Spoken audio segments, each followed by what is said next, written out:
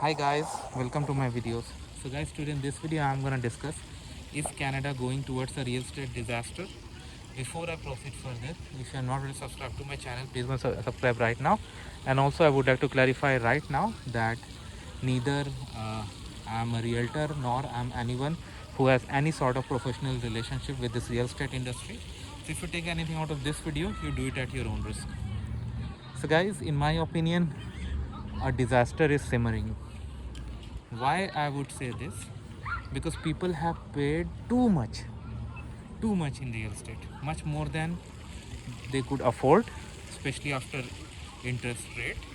And second thing, the way the rates have gone up. Now, how it has got multiple negative impact, I would tell you. Let's say you purchase a property in 2020, okay, 5 year or 4 year uh, fixed rate interest. Then what happens now? It comes for renewal.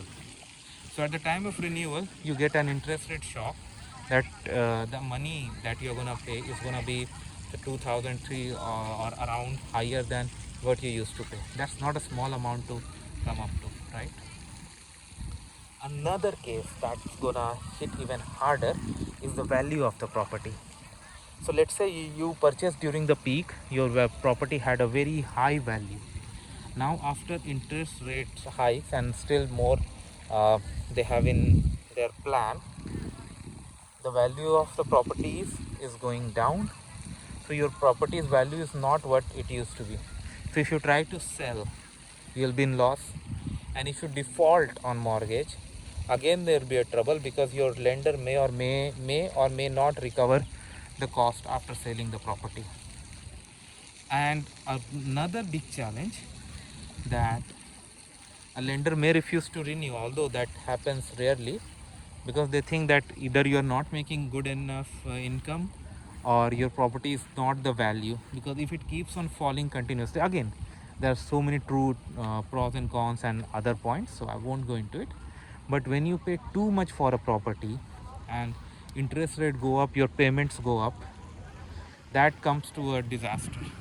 And I read some articles, some people have shared that they are really frustrated with the rate hikes, they are really frustrated with the payments they have to pay now. And most importantly, now after all this, like those who had purchased investment and rental properties, the cash flow has gone negative because of interest rate hike.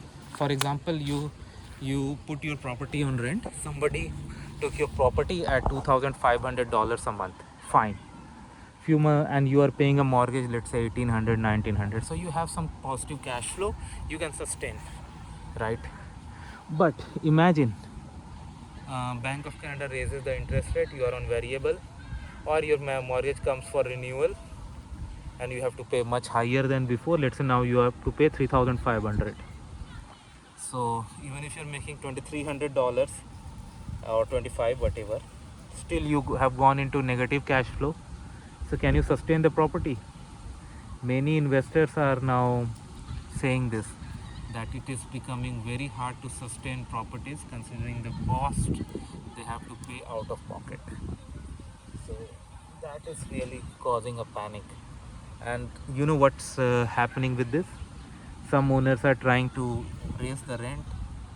Of course, nobody would like to raise the rent like this, but then what options they have? They are selling the properties. So tenants are ultimately losing the home, because if the house is sold to someone who wants to move in as their primary residence, then they have to go out as per the law. Even if the matter goes to LTB, it will take some time, but ultimately what's going to happen? That's not something they want to. So this is the situation, no doubt, and it looks like we are heading towards it. So my personal suggestion to everyone would be, like, first of all, stick to the fixed rate interest if you can, so that you are safe from rate hikes. But at the same time, try to make prepayments. Yeah, you heard it correct, prepayments. Because prepayments, like most of the lenders allow. My mortgage is with one of the big banks, and they do allow up to 15% every mortgage year. So try to make maximum out of it, because any money you make as prepayment goes directly towards your principal and not towards your interest, and interest is always counted on your existing principal. So prepayment is something like 0% interest payment paid totally towards your principal. So I would suggest you do this, because this may help you in the longer term. First of all, it's gonna help you pay your mortgage faster. Second, it will reduce your interest. Any amount you pay goes towards your principal, and that gets reflected on your interest. So this option should be in your mind. Even if you have purchased in 2021 20, I mean before the interest rate hike, and you still have low for next few years, I would suggest go for the prepayments, because prepayments are always gonna help you. Rest is up to you guys. Thanks for watching this video. Please subscribe to the channel. Thank you.